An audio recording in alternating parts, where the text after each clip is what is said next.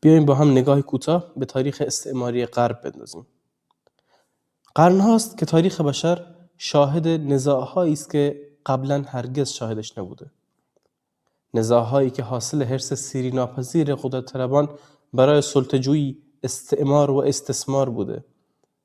در بین اینها غرب به ویژه اروپا و آمریکا نقش ویژه‌ای در صحنه تاریخ داشتند. نقشی که نه در مقام آموزگار بشریت بلکه گاه در نقش شطرنج باز بیرحم که مهره‌ها را نه برای عدالت بلکه برای مطامع خود به کار گرفت.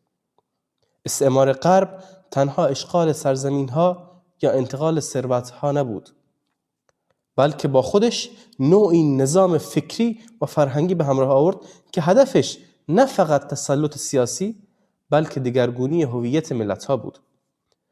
استعمار در زبان غرب با واژگانی همچون تمدن سازی و دموکراسی خواهی رنگ و لعاب گرفت، اما در واقعیت به صدها سال بهره کشی از آفریقا، آسیا، آمریکای لاتین و خاورمیانه انجامید. از قتل عام‌های دست جمعی در قاره آمریکا تا بردهداری وحشیانه در آفریقا، از سیاست‌های تفرقه انداز در هند و خاورمیانه تا دیکته کردن قراردادهای تحمیلی، همه اینها نمونه‌های از تمدن غربیه که در پس نقاب روشنفکری چهره خشن و بیرحم رو پنهان کرده.